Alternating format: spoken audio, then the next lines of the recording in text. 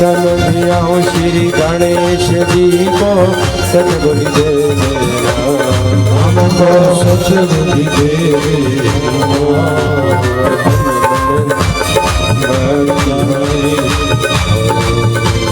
ज्ञान और ज्ञान बढ़ता रहे ज्ञान बढ़ता रहे गुरु भक्ति मांगते हैं सदा से आरती गाते हैं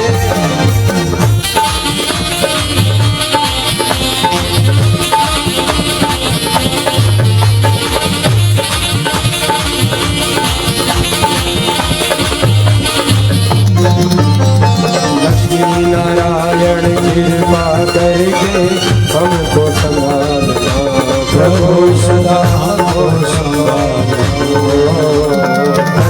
धन धन से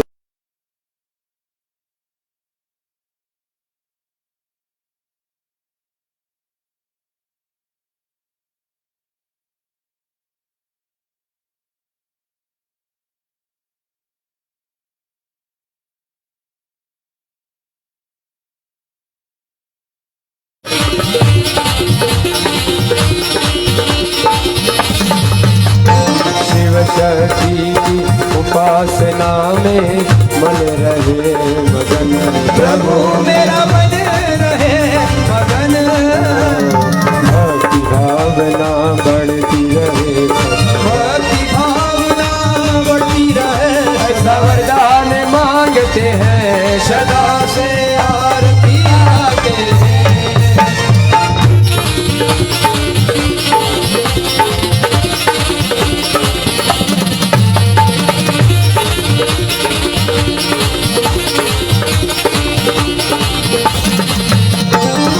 राम मर्यादा सिखाना प्रेम भक्ति राधे श्याम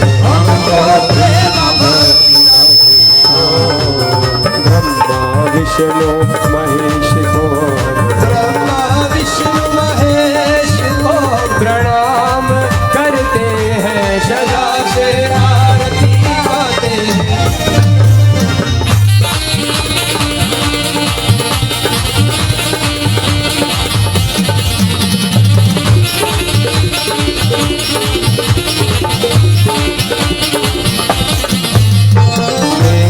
भाव बढ़ता रहे करो कृपा श्री हनुमान सभी पे कृपा करो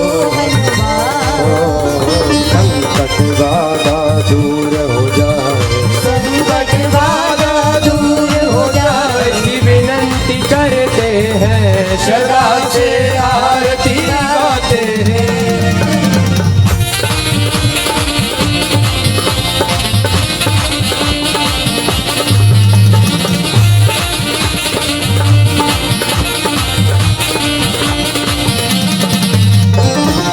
गंगा और गीता गायत्री मुझको याद रहे प्रभु सदा मुझको याद रहे कर्म कर्म से जुड़े रहे कर्म कर्म से जुड़े रहे सत्यदास कहते हैं सदा से आरती गाते हैं आरती गाते हैं सदा से भाव से आरती गाते हैं परम पिता परमेश्वर परम पिता परमेश्वर सदा मनाते सदा से आरती गाते हैं भाव से आरती गाते हैं प्रेम से आरती गाते हैं बोल लक्ष्मी नारायण भगवान की बांके बिहारी लाल की भागवत भगवान की जय जय जय श्री राधे जय जय श्री राधे सतगुरु स्वामी शिव भजन जी महाराज नमः पार्वती हर हर महादेव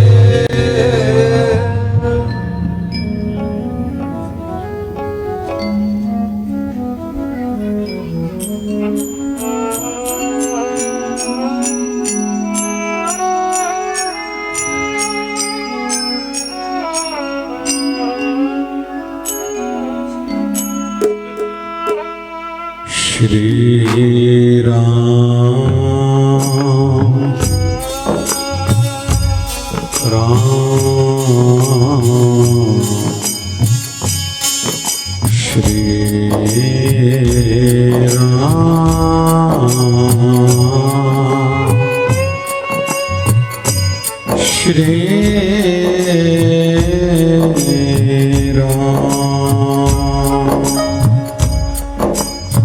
राधे राधे जय राधे राधे राधे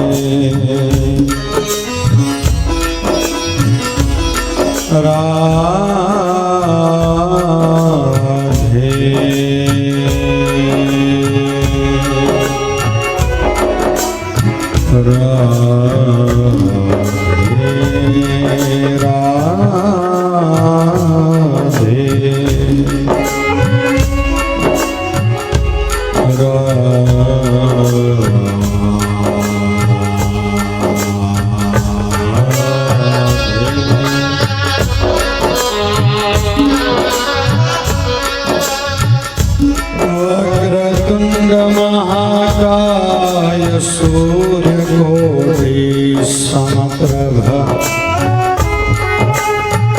निर्विघ्नं कुरु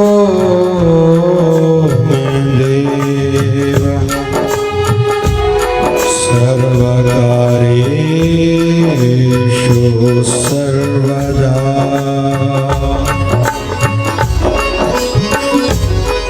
श्री कृष्णाय वासुदेवाय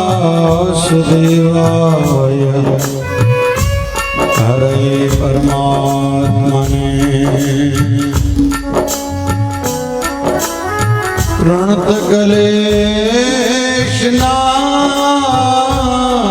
प्रणतक्लेशनाशाय गोविन्दाय नमो नमः।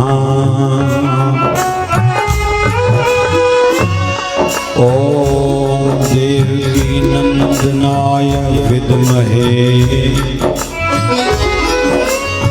वासुदेवाय धीमहि तन्नो कृष्ण प्रचोदयात्।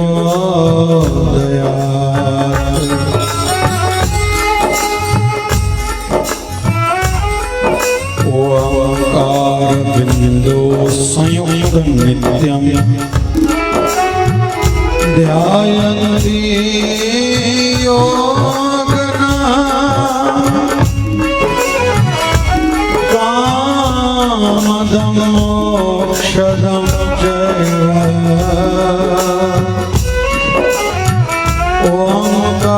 ओंकाराय नमो नमः।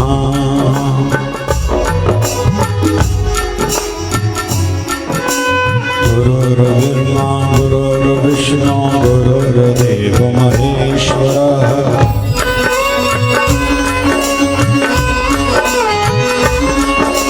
गुरुर्साक्षात् परब्रह्म तस्मै श्री गुरुवे नमः।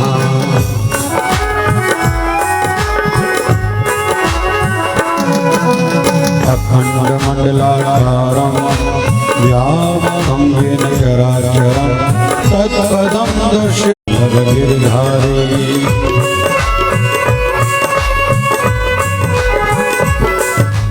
मालक खालक जान तुझको शरण तेरी आया हूँ।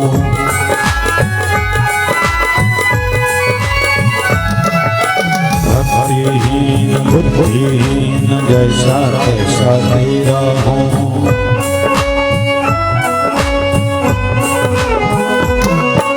सुमति भक्ति शक्ति दो यह है मेरी विनंती।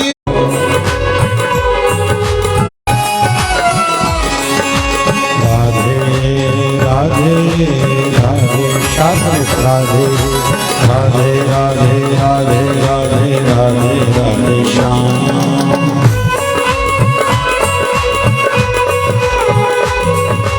राधे राधे राधे राधे राधे राधे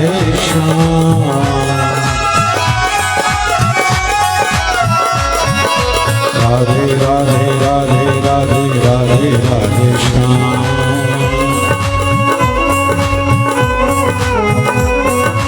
राधे राधे राधे राधे राधे राधे श्याम।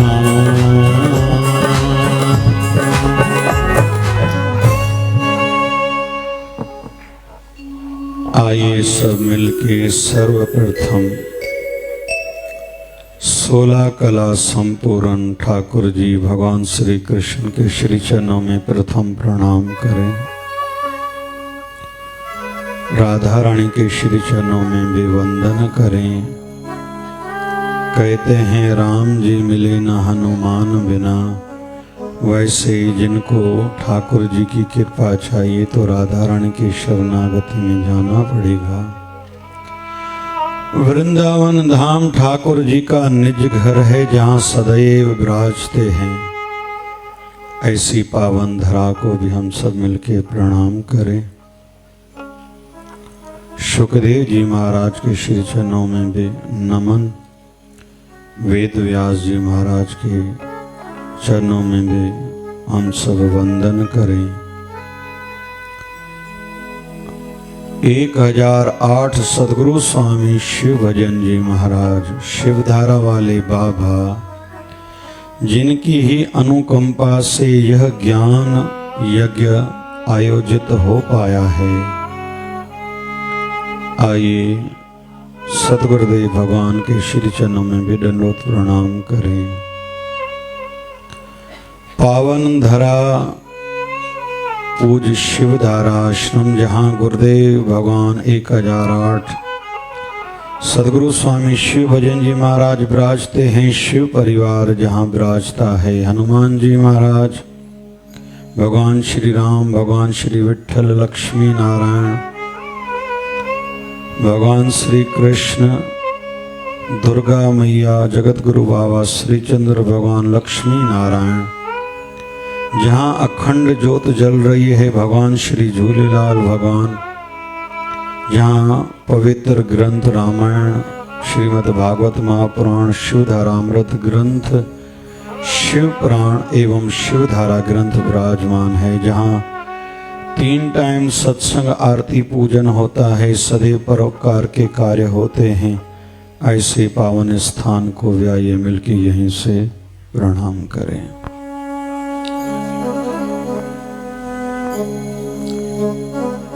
मन पर बोध हर के नाम, दहद सिधावत बैठा। हमारा मन शांत केवल ज्ञान की बातें सुनकर नहीं हो सकता। हम अपने मन को भक्ति से जोड़ें, भक्ति से ही एकाकार हुआ जाता है। एवं सगल धर्म में श्रेष्ठ धर्म हर का नाम, जप निर्मल करम। बहुत लोग पूछते हैं कि धर्म की परिभाषा क्या है। वाणी आती है कि जो भगवत नाम जपेंगे, जय हो, साथ साथ में निर्मल कर्म करेंगे, यही है सच्चे धार्मिक पुरुषों की परिभाषा। आइए मिलके हरि नाम में डूबने का प्रयास करें।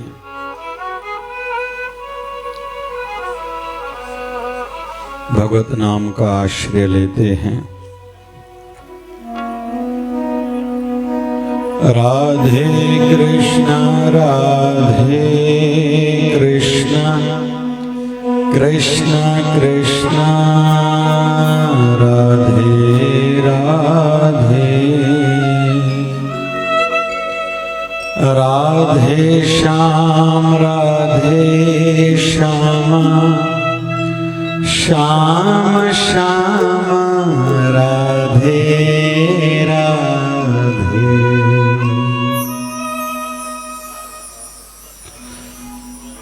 राम नाम सबको कहे ठग ठाकुर और चोर,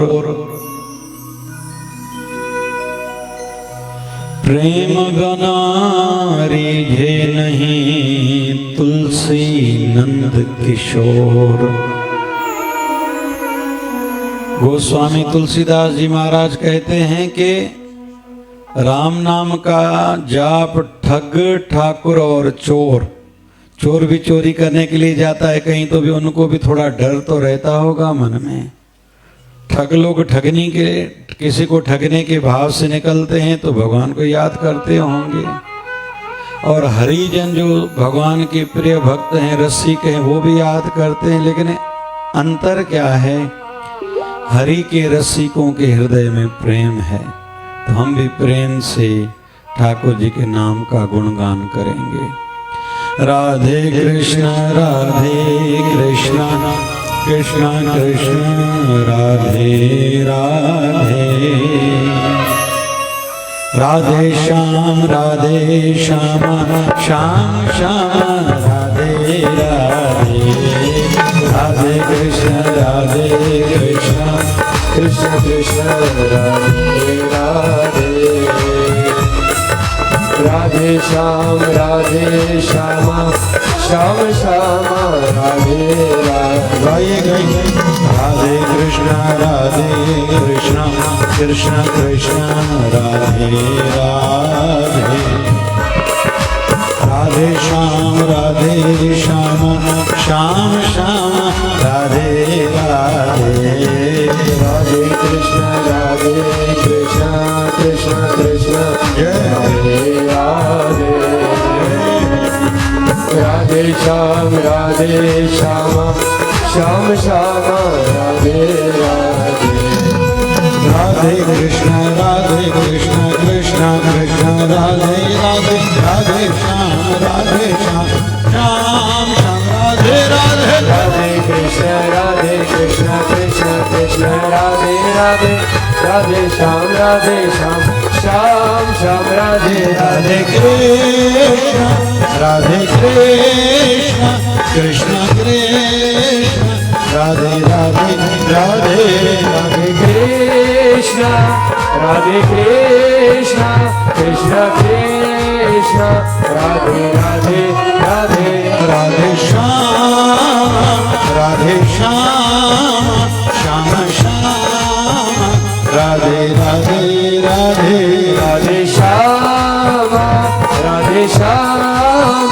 श्याम श्याम राधे राधे राधे, हरे राम राम राम हरे हरे, हरे कृष्ण कृष्ण कृष्ण हरे हरे, हरे राम राम राम हरे हरे, हरे कृष्ण कृष्ण कृष्ण हरे हरे, हरे राम राम हरे हरे, हरे कृष्ण कृष्ण कृष्ण हरे हरे, हरे राम राम हरे हरे, हरे कृष्ण कृष्ण हरे हरे, हरे राम राम हरे हरे, हरे कृष्ण कृष्ण कृष्ण हरे हरे, हरे राम राम हरे हरे, हरे कृष्ण कृष्ण कृष्ण हरे हरे,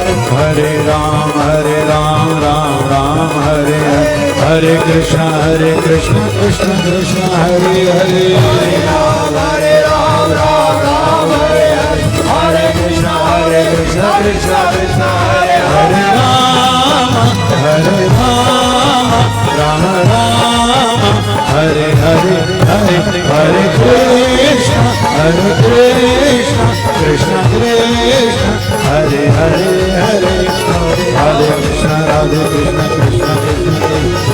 हरे राम, राधे श्याम श्याम राधे राधे, राधे कृष्ण कृष्ण हरे, राधे श्याम श्याम हरे, राधे कृष्ण कृष्ण कृष्ण राधे राधे राधे, राधे कृष्ण कृष्ण कृष्ण राधे राधे राधे, हरे कृष्ण कृष्ण कृष्ण हरे हरे हरे राम राम राम हरे हरे कृष्ण कृष्ण कृष्ण कृष्ण हरे हरे। बोलिए सत्य सनातन धर्म की जय। बोलिए लक्ष्मी नारायण भगवान की जय। बोलिए शंकर भगवान की जय। प्रभु श्री रामचंद्र भगवान की जय। बांके बिहारी लाल की जय। राधा रानी सरकार की जय। हनुमान जी महाराज की जय। सतगुरु स्वामी शिवभजन जी महाराज की जय। जय जय श्री राधे जय श्री राधे जय जय श्री राधे जय श्री राधे जय जय श्री राधे जय श्री राधे। परमात्मा की असीम अनुकंपा कि यह ज्ञान यज्ञ श्रीमद् भागवत महापुराण की कथा का यह सुंदर आयोजन पितृपक्ष में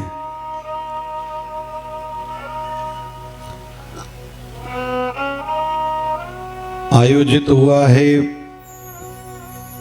हमारे पितरों की सद्गति के लिए और इसका मुख्य उद्देश्य साथ साथ में यह भी है कि हम सबका भी आत्म कल्याण हो। मनुष्य देह मिली है, फजूल के कामों में लगभग हम सबका जीवन व्यतीत हो रहा है। आश्चर्य और दुख का यह भी विषय है कि हमें एहसास भी नहीं। दूसरी दृष्टि से देखें, न चर्चा करते हैं, न चिंतन करते हैं, न चिंता करते हैं। सुबह हुई शाम हुई,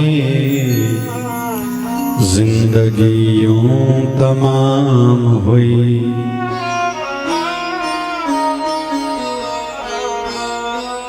जननी जानत सुत बढ़त है, जननी जानत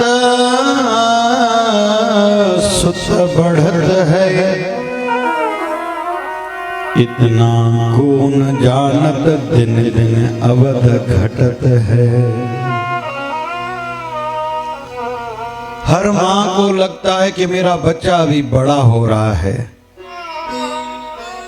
पगली उसको यूं ये क्यों नहीं लगता कि उसकी आयु अभी दिन दिन करके घट रही है, और यह हम सब का विषय है। हालांकि भगवान संकेत देता है, 40 साल की आयु गुजरने पर आंखों की ज्योति कम होने लगती है। 35 साल की आयु गुजरने पर कुछ न कुछ रोग तो शरीर को लगता ही है। फिर सिर कंपे पग डगमगे नयन ज्योतिते हीन। जय हो। धीरे धीरे हमारा सिर हिलने लगता है, पैर डगमगाने लगते हैं, सुनने में कम आता है। आयु गुजरने के साथ ऐसा कहें हमारी अंदर की मशीन ज्यादा घिसती जाती है। छोटी आयु में दर्द हो, एक गोली से 8 दिन निकल जाते हैं। बड़ी आयु में जिनको दर्द होता है, फिर हर समय पे कम से कम 1 गोली चाहिए। छोटी आयु वालों को नींद से जगाने के लिए बहुत कुछ करना पड़ता है। जब बच्चा छोटा रहता है, स्कूल का ऑटो दरवाजे पर आ गया, उसकी माँ को भी गहरी नींद है। फटफट में 2 ब्रेड ले ली, लंच बॉक्स में डाल दिया, इधर से दूध गर्म करने को रखा, बच्चे को उठाया, बच्चे को पता ही नहीं, उठो उठो उठो, मम्मी क्या हुआ, चुप हो जाओ मम्मी के बेटे। सीधे पहुंच जाता है वॉशरूम में, धड़क धड़क पानी लग गया, ब्रश उसके मुंह में आ गया। कब उसका बेचारे का टूथब्रश हो गया पता ही नहीं, वो रो ही रहा है, क्या हुआ, शर्ट बदल दी गई, निकर नहीं पहन दी गई, फिर सॉक्स, फिर शूज, फिर स्कूल की टाई, बेज, स्कूल की बैग पीछे से लग गई, लंच बॉक्स इधर से तैयार हो गया, इधर वाटर बॉटल आ गई हाथ में, माँ मुंह में कुछ न कुछ बिस्किट आदि डाल देती है, बच्चा जब तक थोड़ा थोड़ा खाता है स्कूल भी पहुंच जाता है, फिर भी सही तरीके से आंख नहीं खुलती। लेकिन बड़ी आयु वालों को 2-2 नींद की गोली दो, फिर भी 1-2 घंटे से ज्यादा नींद नहीं आती। तो समझदार वो है जो समय का सदुपयोग करे और समय का ध्यान रखते हुए अपने काम के काम करता चले। तो आज कथा का अंतिम दिवस, 7वां दिवस। जीवन भी ऐसे ही है। आज कई गायनी की हॉस्पिटल में, महिलाओं के हॉस्पिटल में, हमारे डफरिन में कई बच्चों के जन्म हुए होंगे। फिर शमशान घाट चले तो कईयों की शरीर की अग्नि अभी तक चल रही होगी। आज कोई जेल में पड़ा होगा, किसी की रिहाई भी हुई होगी। ये संसार का नियम है। समय किसी के लिए नहीं ठहरता, वो तो अपनी गति से आगे बढ़ता जाता है। आइए 7वें दिन की कथा में प्रवेश करें। कल हमने दर्शन पाया था भगवान रुक्मणी, भगवान श्री कृष्ण का मां रुक्मणी के साथ जो विवाह हुआ था। ठाकुर जी ने मां रुक्मणी को कौंडनपुर से लिया था, दाऊ बलराम जी साथ में थे। यहां से लेके गए और वैसे तो मान्यता ये भी है कि ठाकुर जी हमारे अमरावती में आए थे, अंबा देवी गए थे, ऐसी मान्यता है हम अंबा नगरी वासियों की।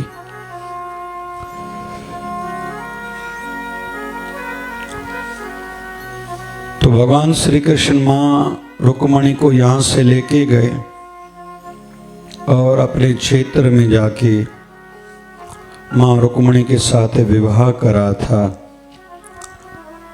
पोरबंदर के 60 किलोमीटर पर एक गांव है माधवपुर। मेरे साथ जब द्वारका धाम के लिए हम गए थे तो माधवपुर गए थे, दर्शन करके आए थे। अभी ठाकुर जी मां रुक्मणी के साथ द्वारका में वास करते हैं। समय बीतने लगा। एक राजा है जिसका नाम है सत्तरविक। उस राजा के पास एक समयंतक नाम की मणि है।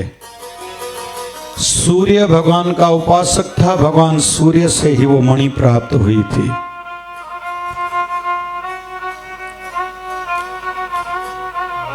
पूजा का फल मिलता है। पूजा थोड़ी भाव से हो, ज्यादा विधि ना भी हो। कहते हैं कि वास्तु शास्त्र की दृष्टि से खंडित मूर्ति घर में न होनी चाहिए, न अपने पितरों के फोटो घर के मंदिर में होने चाहिए। थोड़ा ध्यान से सुनना। कभी भी भगवानों के साथ अपने पितरों की, माता पिता, सास ससुर आदि जो भी गुजर जाए उनका फोटो साथ में नहीं रखनी चाहिए। बराबरी नहीं की जा सकती। हमारे पूजनीय हमारे पितृ जरूर हैं, लेकिन हमारी श्रद्धा, हमारे आराध्य, हमारा प्रेम ठाकुर जी और संतों के साथ, गुरुजनों के साथ ही होना चाहिए। उनका आदर है। खंडित मूर्ति घर में नहीं रखनी चाहिए, कई दुख आ सकते हैं, ऐसा वास्तु वाले कहते हैं। लेकिन कर्माबाई तो जब गई थी नदी पर स्नान करने के लिए, कपड़े धोने के लिए, वहां से खंडित मूर्ति लाई थी, घर में स्थापित करी थी। भगवान इतने राजी हुए थे, उनके यहाँ रोज भोग लगाने के लिए आते थे। अभी यहाँ कहाँ विधि का विषय आया। संत नामदेव जी महाराज हमारे महाराष्ट्र के वारकरी संप्रदाय के मुख्य 5 संतों में से एक संत हैं। छोटे थे, नाना ने कहा भगवान को रोज भोग लगा के फिर दूध पीना। भगवान के सामने दूध रखा, दूध पियो मेरे बिट्ठुला, दूध पियो मेरे बिट्ठुला। भगवान कैसे पिए?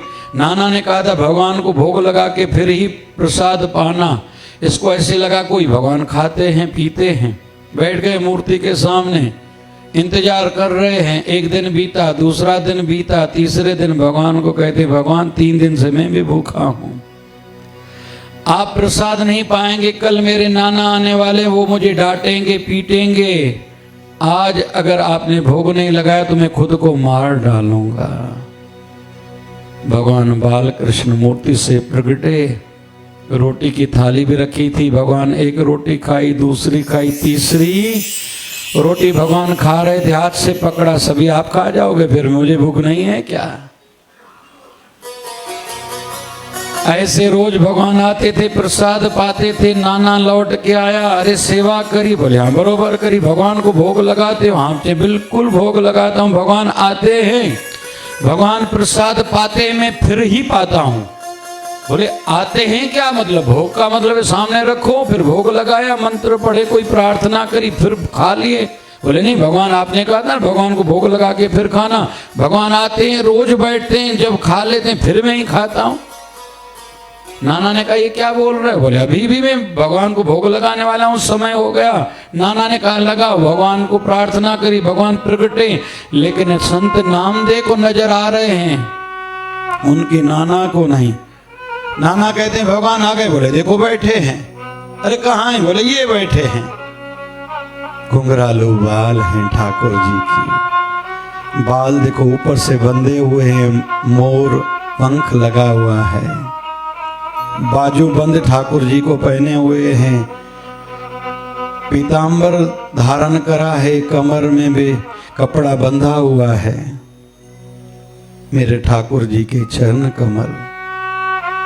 नाना कहते कहाँ है? बोले ये देखो। बोले मुझे तो नजर नहीं आ रहे। बोले देखो। नाना समझ गए कि नामदेव सत्य बोल रहा है। नामदेव को कहा भगवान को कहो ना मुझे भी दर्शन कराएं।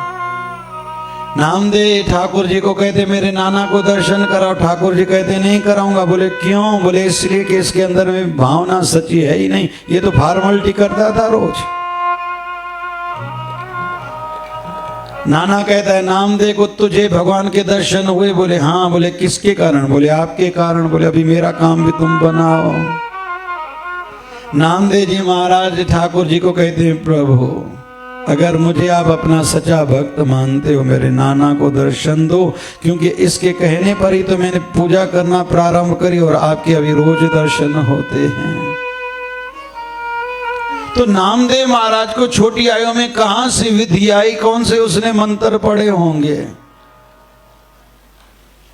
इसलिए ये आध्यात्मिक क्षेत्र है भाव का।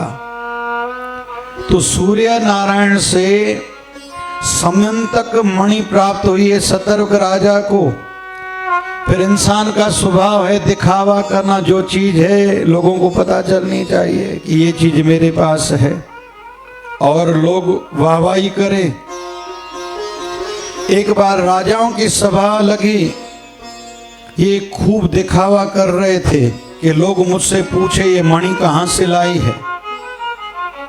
ठाकुर जी की नजर गई कहीं तो भी भगवान श्री कृष्ण से थोड़ी खिलखिली निकल गई, थोड़ा मुस्कुराने लगे कि ये क्या कर रहा है। मणि, कोई राजा के सामने कोई मणि बड़ा विषय है क्या? सभा तो पूरी हुई। दूसरे दिन वो मणि राजा सतर्विक से उसका भाई लेके गया शिकार पे, वहां से लौटा नहीं। पता किया गया, पता चला कि उसका भाई मारा गया। वैसे मारा तो उसके भाई को एक शेर ने था। शेर ने वो मणि ले ली थी, फिर रीछ और उस शेर में से युद्ध छिड़ी थी, वो रीछ लेके गया था वो मणि। लेकिन उसका जो भाई था सतर्वक राजा सब जगह कहता था कि कृष्ण बार बार उस दिन सभा में मेरी मणि को देख रहे थे, मेरी मणि कृष्ण ने चुराई है। मतलब कलंक भगवान कृष्ण पर भी लगा था। हम लोग जो सामाजिक प्राणी है ना, हमारे अनुकूल कुछ नहीं होता तो ढूंढते हैं कारण को, दूसरे के सिर पर कुछ मरने को, इल्जाम दूसरे के सिर पर रखना है। मैं नालायक हूं, मैं काम ज्यादा नहीं करता, दिल से नहीं करता, ये हमें नहीं चाहिए। दूसरे पर इल्जाम डालना इंसान का स्वभाव है। इसके कारण मैं नहीं आगे बढ़ा, उसने ही मुझे रुकावटें बहुत डाली थी, उसने मुझे बढ़ने नहीं दिया, उसने मुझे मेरा सहयोग नहीं करा। फिर दूसरों के लिए क्या कहते हैं, इसने तो अपने भाई के पैसे चुराए थे, इसको तो अपने ससुराल का साथ था। पता नहीं लोग कुछ भी बोलते हैं। और बहाना कौन करते हैं, जो खुद कुछ करते नहीं। दूसरों पर इल्जाम भी कौन मढ़ते हैं, जो खुद करते नहीं। लेकिन हाँ, अगर कोई इल्जाम लग गया तो ये ध्यान में रखें, जल्दी से जल्दी वो कलंक हमारे नाम के साथ जो जुड़ा था वो मिटना चाहिए। मरते मरते भी वो कलंक मिटाने का प्रयास करते रहना चाहिए। किसी कारण से वो इल्जाम हमारे सिर पर है तो ज़्यादा लोड भी नहीं लेना चाहिए, क्योंकि इल्जाम रखने वाले तो आज तक कहते हैं राम जी अगर सच्चे भगवान थे तो उनको पता नहीं था कि माँ सीता सच्ची है, फिर उसको घर से क्यों निकाला था। कहने वाले तो ऐसा भी कहते हैं। हमारे भारत में कुछ ऐसी भी राजनीतिक दल हैं, वो कहते हैं राम जी एक केवल कल्पना है। ऐसे लोगों के लिए क्या कहेंगे। लेकिन जितना हो सके संभव हो, हमारे नाम के साथ कुछ गलत जोड़ा गया है, जल्दी से वो प्रयास करें कि वो कलंक हमारे नाम से न जुड़ा हुआ हो। और एक निवेदन इस संदर्भ में, क्योंकि ये समाज में अक्सर विषय देखा जाता है, कहीं हम पहुंच नहीं सकते, बड़ी किसी हस्ती ने हमारे ऊपर कोई इल्जाम मढ़ दिया है, फिर क्या करें। फिर अपने पक्ष का विषय और जगहों पर बोलते जाएं, एक समय पर वो जरूर कलेक्ट होगा कहीं तो भी, संसार में दूसरा पक्ष भी रहेगा और रहना चाहिए। ये बहुत सूक्ष्म विषय है, थोड़ा समझने का है। ठाकुर जी पर इल्जाम लगा, ठाकुर जी को अच्छा नहीं लगा कि सब जगह राजा सतर्क कहता फिरता है कि मेरे भाई को इसने शायद मारा होगा और मेरी मणि चुराई है। ठाकुर जी फिर पता चला कि वो कहाँ गया था शिकार करने, तो वहाँ गए और जहाँ पैर के कदम निशान थे ठाकुर जी आगे बढ़ रहे थे, पता चला रास्ते में शेर मरा पड़ा है, फिर रीछ के पैरों के निशान थे। ऐसे ठाकुर जी जैसे जैसे आगे बढ़ते जा रहे थे तो एक गुफा थी, जिस गुफा में वो मणि चमक रही थी, बच्चे खेल रहे थे। वो गुफा भी मैं होके आया हूँ, मैं गुफा उसका दर्शन करके आया हूँ और कई जनों को मैं करा के आया हूँ। वो जमीन के नीचे है, 51 फुट नीचे है। ठाकुर जी नीचे गए, बच्चे खेल रहे हैं, वहाँ एक रीछ खड़ा है, उसको ठाकुर जी कहते ये मणि सतर्क राजा की कृपा करके दीजिए, मैं उनको वापस करूं। वो मेरे सिर पर इल्जाम इसका मढ़ रहे हैं कि मैंने उनकी चोरी करी है। वो रीछ कहता है मैं आपको क्यों दूं, आपको अगर मणि लेनी है तो मुझसे युद्ध करनी पड़ेगी। ठाकुर जी ने कहा मेरी युद्ध की इच्छा नहीं, आप मुझे मेरी मणि दे दो। बोले बच्चे खेल रहे हैं। ठाकुर जी विवश हुए, युद्ध शुरू हुई थोड़ी ही देर में भगवान कृष्ण में से धनुषधारी भगवान राम जी का उनको दर्शन होने लगा। बोले प्रभु श्री रामचंद्र भगवान की जय। वो रीछ और कोई नहीं, वो रीछ था जामवंत, जो भगवान राम के साथ था। अभी क्षमा मांगने लगा कि प्रभु मुझे क्षमा कीजिए, मैंने आपके ऊपर हाथ उठाया, आप ही कृष्ण हो, लेकिन आप ही तो मेरे इष्ट देव राम ही हो। तो भगवान श्री कृष्ण कहते हैं आपने हाथ उठाया नहीं, मैंने उठवाया। बोले क्यों? बोले जब मैं राम अवतार में था, जब रावण से युद्ध चल रही थी, सभी खुश थे लेकिन आप उदास थे। आपसे कारण पूछा गया तो आपने कहा कि सभी को लड़ाई लड़ने का अवसर मिला लेकिन मुझे नहीं मिला। मेरी इच्छा थी मैं रावण से लड़ूं और उसको मारूं। उस समय मैंने, मतलब राम अवतार में, मैंने कहा अगर रावण से युद्ध करने का अवसर आपको नहीं मिला तो आने वाले समय में ऐसा आपको अवसर दिया जाएगा जो रावण से भी ज्यादा शक्तिशाली हो, उससे युद्ध लड़ने का आपको अवसर मिलेगा। और वो अवसर मैंने आपको दिया, आपकी इच्छा पूरी करी। आपकी पहले से ये इच्छा थी, अभी मैंने लेकिन वो इच्छा पूरी करी। अभी ठाकुर जी कहते मुझे मेरी मणि दे दो भैया, मेरे सिर पर जो इल्जाम लगा हुआ है कम से कम वो तो खत्म हो जाए। जामवंत जी कहते हैं ये मणि तो मैं दूंगा लेकिन ऐसे नहीं, दहेज के रूप में। ठाकुर जी कहते हैं दहेज के रूप में मतलब क्या? बोले आप मेरी बेटी जामवंती से विवाह करिए। ठाकुर जी कहते हैं कि मैंने तो विवाह करा है। तो जामवंत जी कहते हैं एक विवाह करा है, राम अवतार में आपने संकल्प लिया था एक ही स्त्री से विवाह करूंगा, व्रत धारण करा था। इस जन्म में कोई जरूरी थोड़ी है एक कराए तो एक और कीजिए। तो भगवान श्री कृष्ण का दूसरा विवाह जामवंती जी से हुआ। फिर ठाकुर जी वो मणि लेके सतर्क राजा के पास गए। राजा को पछतावा हुआ, मुझसे गलती हो गई, मैंने आपके ऊपर इल्जाम लगाया। भगवान ने कहा ठीक है। ठाकुर जी से कहा मुझे क्षमा कीजिए। ठाकुर जी ने कहा चलो कोई बात नहीं, आपकी चीज आपको मिल गई। बोले नहीं, मैं तब मानूंगा कि आपने मुझे क्षमा करा, माफ करा, जब आप मेरी बेटी सत्यभामा से विवाह करोगे। ठाकुर जी कहते हैं दो विवाह तो पहले ही हो गए। बोले दो जहां तहां तीसरा भी। तो ठाकुर जी का तीसरा विवाह ऐसे हुआ। फिर कालंदा, लक्ष्मणा, विरंदा, सत्या, भद्रा, मित्रविदा आदि ठाकुर जी के कुल 8 विवाह हुए। कथा आगे कहती है, सुखदेव जी महाराज राजा परीक्षित को कह रहे हैं, सूत जी महाराज शौनक आदि 88,000 ऋषियों को बता रहे हैं। भूमासुर नाम का एक दैत्य है, एक राजा है जो कई राजकुमारियों को अपने कई सालों से अपने कैद में रखे हुए हैं। उन राजकुमारियों ने भगवान को प्रार्थना करी कि आइए बचाइए। भगवान ने नारद मुनि जी को भेजा, राजा को कहे आओ कि इन बेचारी राजकुमारियों को क्यों अपनी कैद में रखा है।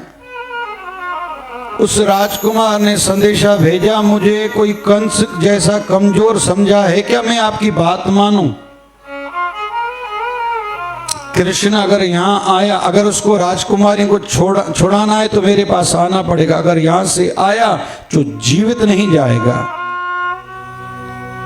भगवान को जब संदेशा मिला, भगवान गए और रास्ते में मूर नाम का एक राक्षस मिला।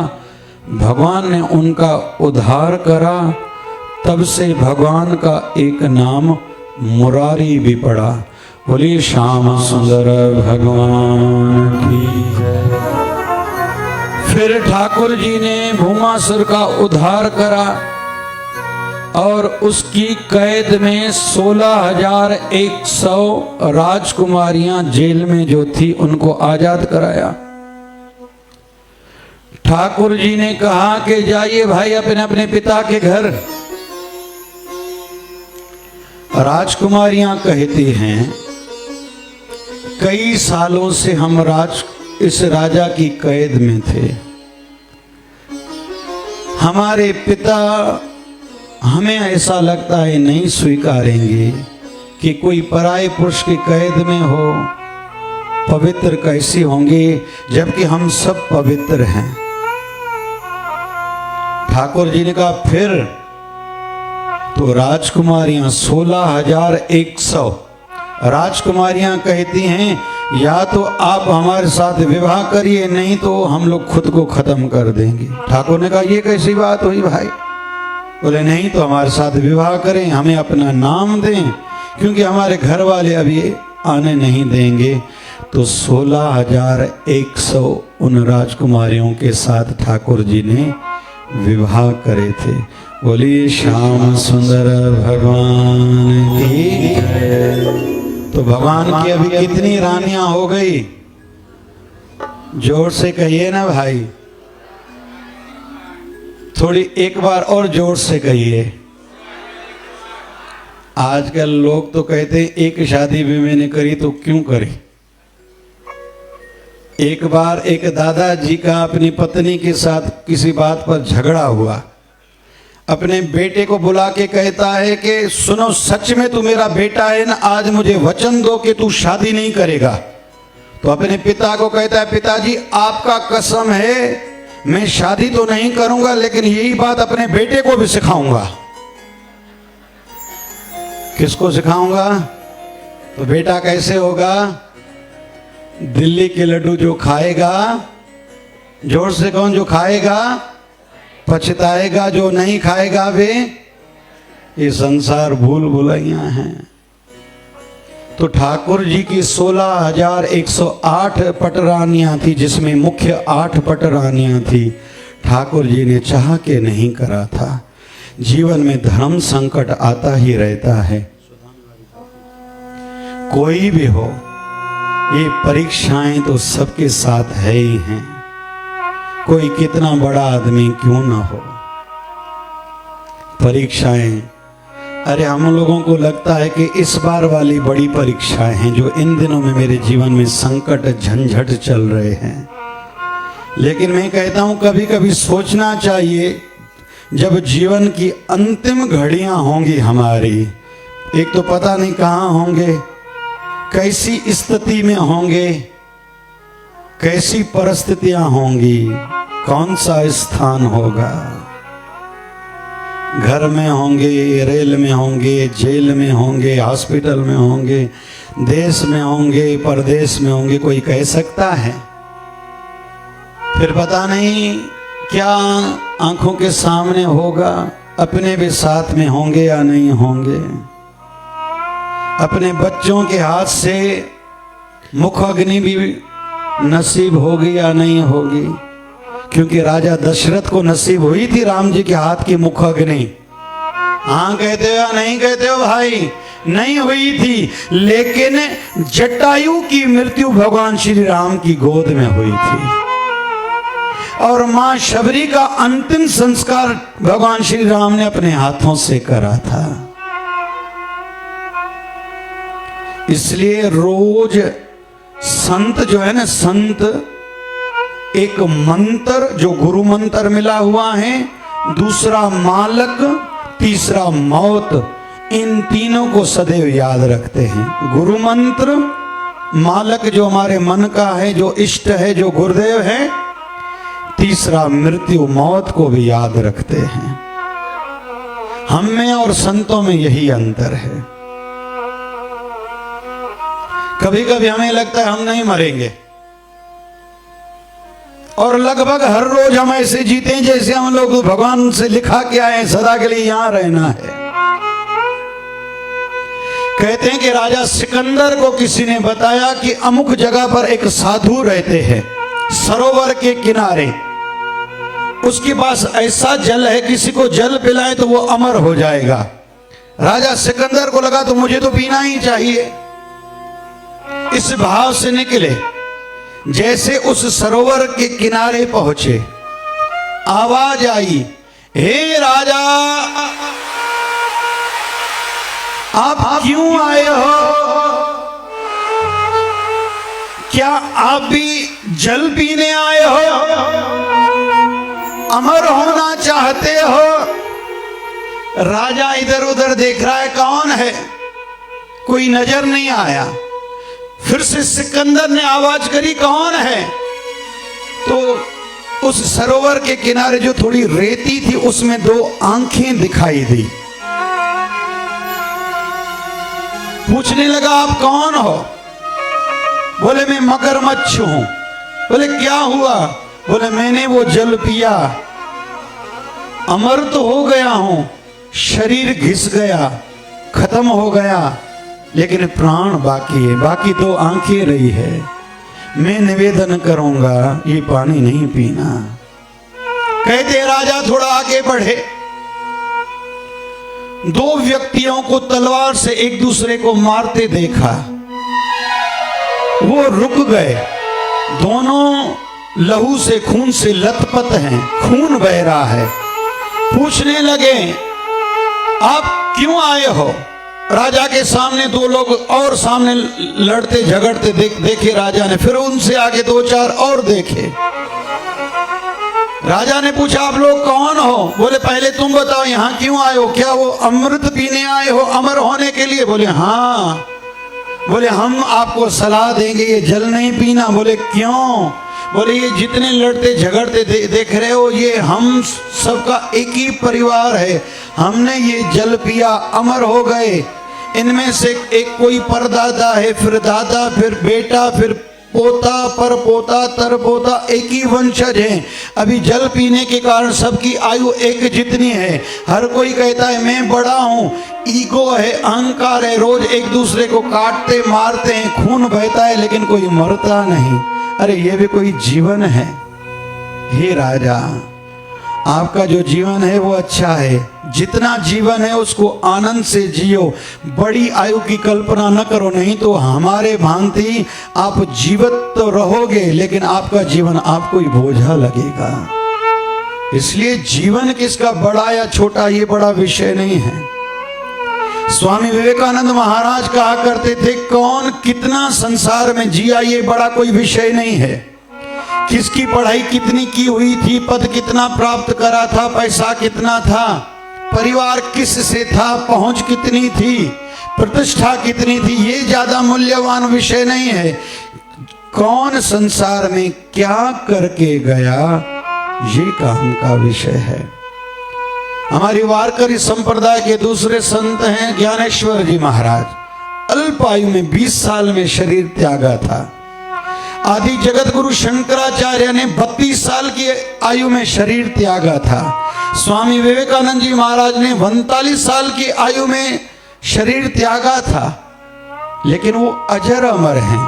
आज ज्ञानेश्वरी महाराष्ट्र के घर घर में पढ़ी जाती है। स्वामी विवेकानंद को हर कोई जानता है, हर कोई उनको, लगभग भारत उनको आदर्श मानता है। आदि जगत गुरु शंकराचार्य के कारण ही तो 4 जो हमारे मुख्य धाम हैं, मंदिर तो पहले थे, धाम की स्थापना उन्होंने करी कि भारतवासी एक दूसरे के पास आए जाएं, सदा के लिए वो अजर अमर हो गए। तो बड़ी या आयु या लंबी आयु का ज्यादा फायदा नहीं, कौन संसार में क्या करके गया, ये मुख्य विषय है। सत्य स्वीकार करो, यहाँ से तुझको जाना है। गाइए, अपने मन को सुनाइए। क्या? सत्य स्वीकार करो, यहाँ से तुझको जाना है। सत्य स्वीकार करो, यहाँ से तुझको जाना है। तेरी इच्छा हो या ना हो, तेरी इच्छा हो या ना हो, यहाँ से छोड़ जाना है। सत्य स्वीकार करो, यहाँ से तुझको जाना है।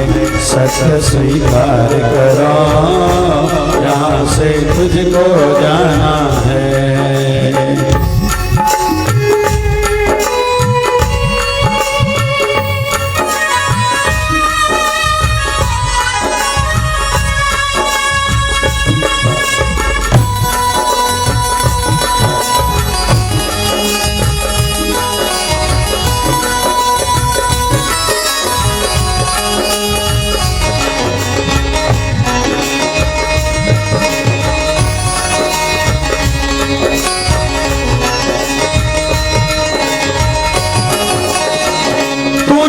सारे जीवन को यूं ही व्यर्थ गवा दिया।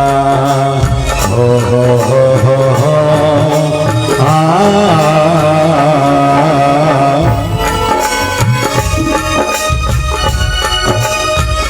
तूने सारे जीवन को यूं ही व्यर्थ गवा दिया। छोड़ के सच्चाई किया, झूठ को अपना लिया। तेरे कर्मों का हिसाब, तेरे कर्मों का हिसाब सिर्फ तुझको ही देना है। तेरे कर्मों का हिसाब सिर्फ तुझको ही देना है। तेरी इच्छा हो या ना हो, तेरी इच्छा हो या ना हो, यहाँ सब छोड़ जाना है। सत्य स्वीकार करो, यहाँ से तुझको जाना है। सत्य स्वीकार करो, यहाँ से तुझको जाना है। तुझको जाना है।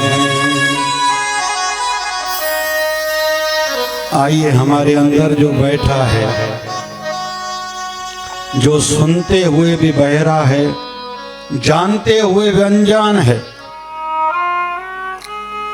जानबूझकर न समझने का जो नाटक करता है, आइए उस मन को सिखाएं क्या? सत्य स्वीकार करो, यहाँ से तुझको जाना है। सत्य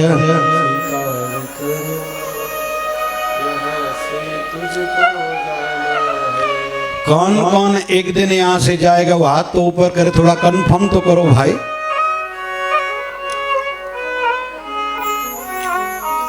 हाथ ऊपर करो ना, थोड़ा अंतर है। कौन सा? कोई आज जाएगा, कोई कल, कोई हफ्ते के बाद, कोई महीने के बाद, साल के बाद, 10, 20, 30 साल के बाद। कौन कौन जाएगा? हाथ ऊपर करो भाई। अपने मन को कहो मैंने हाथ ऊपर करे हैं, तू जाएगा। सामान 100 बरस का, एक पल का पता नहीं। हम लोग जब ध्यान शिविर लेते हैं ना, उस ध्यान शिविर में अनुभूति कराते हैं कि जब मृत्यु होगी तो क्या क्या परिस्थितियां होंगी। हमारे बेटे सामने होंगे या नहीं होंगे? कौन कौन ज्यादा रो रहा होगा? जिनके हमने काम करे होंगे, जिनके काम नहीं करे होंगे वो ज्यादा रोएंगे। पता नहीं कितनी सासू मां के लिए बहुएं भी रोएंगी या नहीं। ये हर कोई खुद ही देखे, किसी को बताना नहीं, ये बताने का विषय नहीं है। हमारे पैसे जिनके पास होंगे वो तो बहुत खुश होंगे, ठीक है। और जिनके पैसे हमारे ऊपर चढ़े हुए होंगे, हम देके नहीं गए तो वो तो चादर चढ़ाने के लिए आएंगे ना, वहीं से अब शब्द कहना शुरू कर देंगे। ये तो नरक में जाएगा। परमात्मा दया करे, एक दिन हम भी यारो गलती करेंगे जिंदगी में एक बार। हम भी यारो जिंदगी में गलती करेंगे एक बार। दोस्त सब पैदल होंगे, हम होंगे कंधे पे सवार।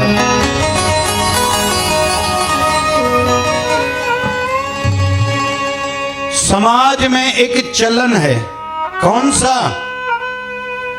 जब दूल्हे की बारात निकलती है तो दूल्हे की गाड़ी पीछे, लोग आगे आगे, बैंड बाजे वाले भी आगे आगे, नाचने वाले भी आगे आगे, पटका बांध के चलने वाले भी आगे आगे, और दूल्हा पीछे पीछे।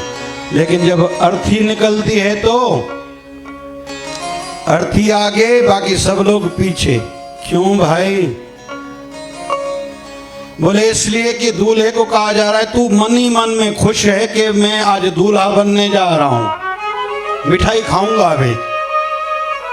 लेकिन भैया तेरे से पहले जो ये पगड़ी बांध के आगे आगे चल रहे हैं ना, इन सब ने तेरे से पहले विवाह कर लिया है।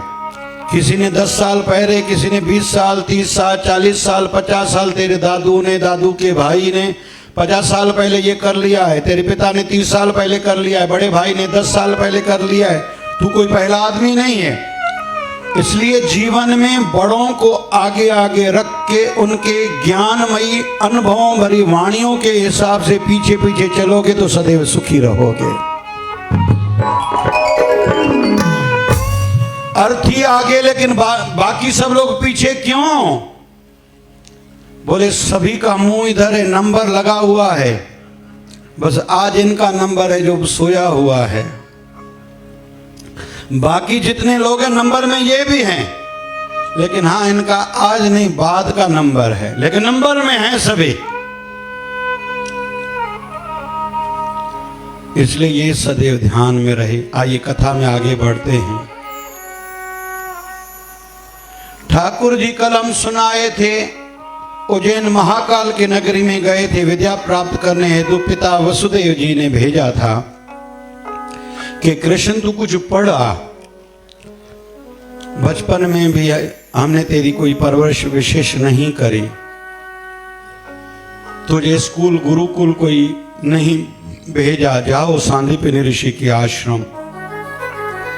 ठाकुर जी वहां गए थे, पहली बार सुदामा से मिलन हुआ था। एक बार गुरु माता ने कहा कृष्ण जाओ भंडारे के लिए जंगल से लकड़ियां काट के लाओ, सुदामा तुम भी जाओ इसके साथ।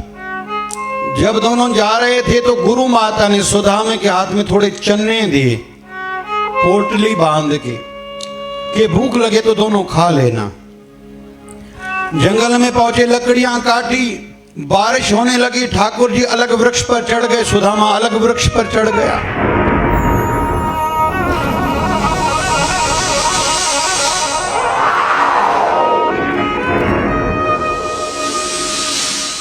आधी रात का समय है। ठाकुर जी कहते सुदामा जाग रहे हो? बोले हाँ जाग रहा हूं। बोले थोड़ा आवाज आ रहा है, चने खा रहे हो क्या? जबकि सुदामा ने पोटली खोली, चने मुंह में डाले थे। झूठ कहा नहीं। ठाकुर जी पूछते फिर आवाज काहे की आ रही है? बोले ठंडी के कारण दांत बज रहे हैं। थोड़े समय के बाद फिर आवाज आई। ठाकुर जी कहते हैं सुदामा चने खा रहे हो? बोले नहीं। बोले आवाज तो आ रही है। बोले ठंडी के कारण दांत बज रहे हैं। तीसरी बार वे सुदामा ने खाए। ठाकुर जी ने पूछे सुदामा चने खा रहे हो? बोले नहीं, जबकि खा रहा था। झूठ कहा नहीं। सुबह हुई, दोनों उतरे। इधर से सांदीपनि ऋषि अपनी पत्नी के साथ अपनी कुटिया में थे। आधी रात को अपनी पत्नी को कह दिया सुदामा ने जो पराये हिस्से के, कृष्ण के हिस्से के वे चने खाए हैं, उसके दंड रूप में उसको तो दरिद्रता मिलेगी ही। जो पराये हक का, अधिकार का खाता है उसको दरिद्रता तो झेलनी पड़ेगी ही। इधर से ठाकुर जी दयालु हैं, कृपालु हैं, उतरे हैं। सुदामा को कहते तू किसी को बताना नहीं कि तूने मेरे हिस्से के भी खाए हैं। संसार में ये दोनों वृत्तियों के लोग रहते हैं। एक जो पराया भी खाते हैं, अपना भी खाते हैं। दूसरे वो भी रहते हैं जो उनका खा जाए किसी को बताते थे नहीं, जताते भी नहीं, शिकायत भी नहीं करते। अभी समय गुजरने लगा। ठाकुर जी तो द्वारकाधीश बन चुके हैं। सुदामा के घर खाने को नहीं है, दुखी है। पत्नी का नाम सुशीला है। कहती है क्या करें, कई दिनों से बच्चे भूखे हैं। बोले क्या करूं, ब्राह्मण शरीर है। बोले मैंने प्रयास जो करना था कर चुका। बोले सुना है आपका बाल्य काल का जो सखा था कृष्ण, सुना है द्वारकाधीश बना है। बोले फिर? बोले उनसे जाके कुछ मांग क्यों नहीं लाते? सुदामा कहते हैं ये धर्म नहीं है हमारा कि मित्र से कुछ मांगा जाए। मित्रता इसलिए नहीं हुआ करती कि हम लोग अपना स्वार्थ सिद्ध करें। जय हो। सुदामा कहता है कि ये धर्म नहीं बनता, तो मां सुशीला कहती है एक बार होके आइए आप, क्या जाता है ज्यादा में ज्यादा। जब जाने लगे, धोती फटी हुई है, एक लकड़ी हाथ में है, निर्बल शरीर है, कमजोर शरीर है। जाते समय मां सुशीला ने 3 मुट्ठी तंदुल की, चावल की पोटली बांध के दी। अभी सुदामा निकला है, ठोकरें खा रहा है, अभी पता तो है नहीं।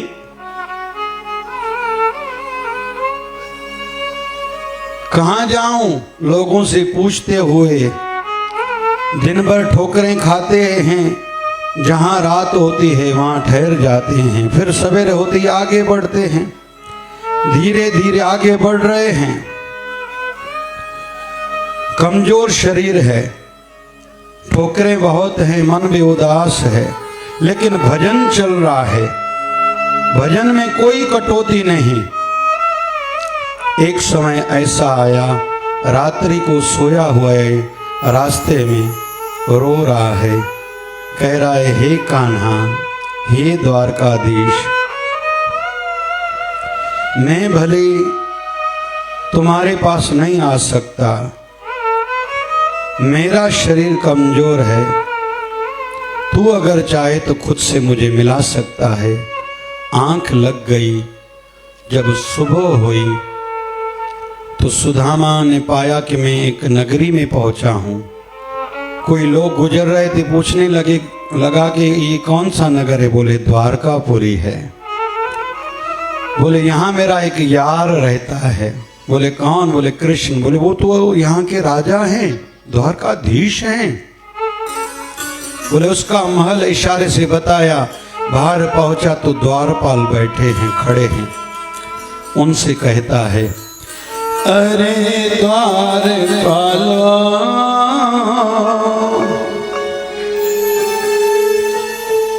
कन्हैया से कह दो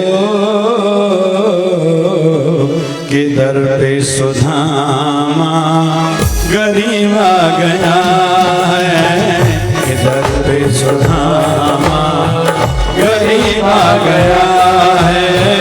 भटकते भटकते न जाने कहाँ से, भटकते भटकते न जाने कहाँ से, तुम्हारे महल के करीब आ गया है। तुम्हारे खुले खुले करीब आ गया है।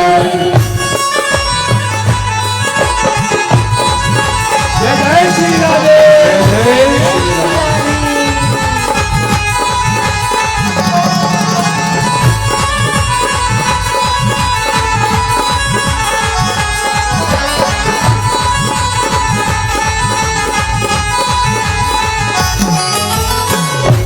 सुदामा द्वारपालों से कहता है, न सिर पे है पगड़ी, न तन पे है जामा, बता दो कन्हैया को नाम है सुदामा, बता दो कन्हैया को नाम है सुदामा।